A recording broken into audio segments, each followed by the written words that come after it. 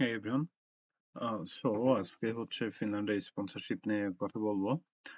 আপনারা যারা already sponsorship document ready করতেছেন, হোপফুলি তাদের জন্য এটা অনেক হেল্পফুল হবে। সো এটা আসলে আমার নিজস্ব এক্সপিরিয়েন্স থেকে এটা প্রিপেয়ার করা। কারণ আম, এটা পার্টিকুলারলি দেখা যায় যে আপনি যখন কোনো গ্রুপে জিজ্ঞেস করবেন বা আহ, যাকে জিজ্ঞেস করা হোক না কেন, সবাই এমনভাবে বলে বিষয়টা অনেক বেশি কমপ্লেক্স হয়ে যায়। সো পার্টিকুলারলি আজকে কথা বলবো স্পন্সরশিপ এফিডেভিট নিয়ে। মানে হচ্ছে যে আপনি যখন রেসিডেন্স পারমিট অ্যাপ্লাই করবেন এবং স্পন্সরের থেকে টাকা নিবেন, ওই টাকাটার যে সোর্স বা যে টাকাটা দিচ্ছে, এটার জন্য একটা এফিডেভিট রেডি করতে হয়। তো এই এফিডেভিটটা আসলে সবচেয়ে সহজে কিভাবে রেডি করা যায় সেটা নিয়ে কথা বলবো। কারণ যেসব স্যাম্পল আপনারা অলরেডি পেয়েছেন বা অ্যাভেলেবেল বা অনলাইনে দেখবেন, এগুলা দেখবেন যে ৩, ৪, ৫ পেজ করে, এবং এগুলা আপনাকে নোটারি করাইতে হবে, ছবি তুলতে হবে। মানে এর পিছে আপনার হিউজ অ্যামাউন্টের একটা টাইম চলে যায় এবং এখানে আসলে অনেক টাকাও খরচ হয়। যে আপনাকে ৳৫০ বা ৳১০০, ৳২০০, ৳৩০০ স্ট্যাম্পও নিতে হবে। সো এগুলা সবকিছু আসলে unnecessary। পার্টিকুলারলি ওইগুলাতে দেখবেন যে দুনিয়ার ১৪ গোষ্ঠীর ইনফরমেশন দেয়া থাকে যে, যে স্পন্সর করতেছে তার নাম কি, তার বাপের নাম কি, তার মার নাম কি, তার বাড়ি কই, তার ব্যাংক অ্যাকাউন্ট কয়টা, কোন ব্যাংক থেকে কবে কত টাকা দিচ্ছে। এরপর মানে ওইখানে টোটালি আমার কাছে যেটা মনে হয়েছে যে 90% unnecessary ইনফরমেশন আসলে। ইভেন আমি নিজেও এরকম একটা সাবমিট করছিলাম। বাট পরবর্তীতে আমি যখন রেসিডেন্স পারমিট প্রসেসিং করি, আই মিন প্রফেশনালি স্টার্ট করি, তখন হচ্ছে যে আমি ওই ফরম্যাট বাদ দিয়ে নিজের মতো করে একটা ফরম্যাট রেডি করছিলাম এবং এটা টোটালি ফাইন। সো আপনারা চাইলে এই ফরম্যাটটা ইউজ করতে পারেন। আম, আমি এখানে জাস্ট খুব শর্টকাটে ওই জিনিসটা দেখাইছি। তো ভয় পাওয়ার কোনো কারণ নাই যে এটাতে কোনো প্রবলেম হবে কিনা। এটার আনসার হচ্ছে এটাতে আসলে কোনো প্রবলেম হবে না। ওকে? কারণ as long as আপনার documentation okay, that means you are fine.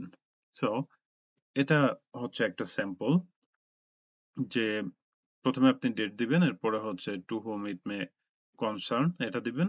এরপরে হচ্ছে আপনার স্পন্সর এই কথাগুলা বলতেছে যে sorry, I'm X and I'm writing this letter to let you know that I'm sponsoring my daughter with family, nephew or whoever else who has applied for residence permit on the basis of study.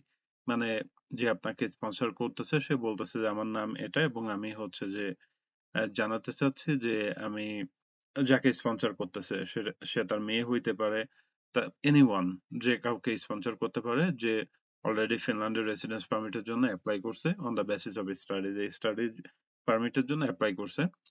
এরপরে directly আপনি হচ্ছে টপিকে চলে আসলেন যে I transfer BDT, যে আপনি কত টাকা ট্রান্সফার করছেন বা উনি কত টাকা ট্রান্সফার করছে, এরপরে ডেট, এরপরে হচ্ছে অ্যাকাউন্টে for living cost through online transaction or cheque deposit, যে আপনি টাকাটা কিভাবে ট্রান্সফার করছেন বা স্পন্সর আসলে কিভাবে ট্রান্সফার করছে। ৩ নাম্বার লাইনে আমি দিয়েছি যে all the sponsored money has come from my business or employment or whatever else, যে আপনার হচ্ছে যে এই টাকাটা কই থেকে আসছে ওইটাই, যে টাকাটা বিজনেস থেকে আসছে নাকি এমপ্লয়মেন্ট থেকে আসছে নাকি অন্য কোনো কিছু। Currently I am working as a x, since যদি আপনি জব করে থাকেন, আই মিন আপনার স্পন্সর জব করে অথবা আপনার স্পন্সরের যদি বিজনেস থাকে, তাহলে এখানে যে কারেন্টলি আই ওন বিজনেস, বিজনেসের নাম দিলেন, এতটুকুই। এরপরের লাইন হচ্ছে all the documents, um, just a second. Okay. Yeah. All the documents related to the source of this amount is attached with the applications.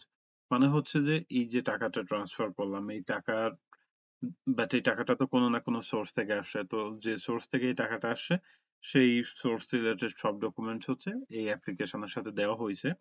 এর পরের লাইন এটা আপনি চাইলে দিতেও পারেন, নাও পারেন, যে I am assuring that after sponsoring I will not have any trouble in maintaining cost for myself or my family as my yearly income is এত, অথবা যদি কোনো অ্যাডিশনাল ইনকাম সোর্স থেকে থাকে সেটা সম্পর্কে বললেন এবং আপনি চাইলে এই রিলেটেড কোনো ডকুমেন্টস স্পন্সরের থেকে নিয়ে অ্যাপ্লিকেশনের সাথে অ্যাটাচ করে দিলেন। অ্যান্ড এরপরে জাস্ট ভদ্রতা যে please feel free to contact me if you have any question. এরপর সিনসিয়ারলি আপনার স্পন্সরের নাম থাকবে, আপনার স্পন্সরের কন্ট্যাক্ট ইনফরমেশন। এতটুকুতে টোটালি ফাইন। আপনার ওই ১০০-২০০ টাকার স্টাম্প, লয়ারের কাছে দৌড়াদৌড়ি, পাঁচ ছয় পেজের ডকুমেন্ট রেডি করা এসব কোনো কিছুই লাগবে না। জাস্ট এতটুকু দিলেই হবে এবং আপনার ডকুমেন্টেশন যদি ওকে থাকে তাহলে আপনি নিশ্চিত থাকতে পারেন যে আপনার ডিসিশনে আসলে এটা কোনো প্রবলেম ফেলবে না। সো আপনারা চাইলে এই ফরম্যাটটাই ইউজ করতে পারেন এবং আপনাদের কোনো কনফিউশন থাকলে ফরম্যাট চাইলে আমাকে ফরওয়ার্ড করতে পারেন। আমি ওটা মডিফাই করে দিতে পারবো বা আমি ক্রস চেক করে দিতে পারবো যে সব ঠিকঠাক আছে কিনা। সো যারা আপনারা রেসিডেন্স পারমিট অ্যাপ্লিকেশন করতেছেন তারা এটা ইউজ করতে পারেন। এটা করে আপনাদের আসলে অনেক হ্যাসেল কমে যাবে, কারণ আমার ক্ষেত্রে অনেক ঝামেলা হয়েছিল। সো বেটার ওই এফিডেভিট 100 200 300 টাকার স্টাম্প অ্যাভয়েড করে জাস্ট এটা আপনি A4 সাইজের কোনো একটা পেজে প্রিন্ট দিয়ে আপনার স্পন্সরের কাছে এখানে একটা সাইন করে নেবেন আর তার ডিটেলস এতটুকুই, এন্ড ইটস টোটালি ফাইন।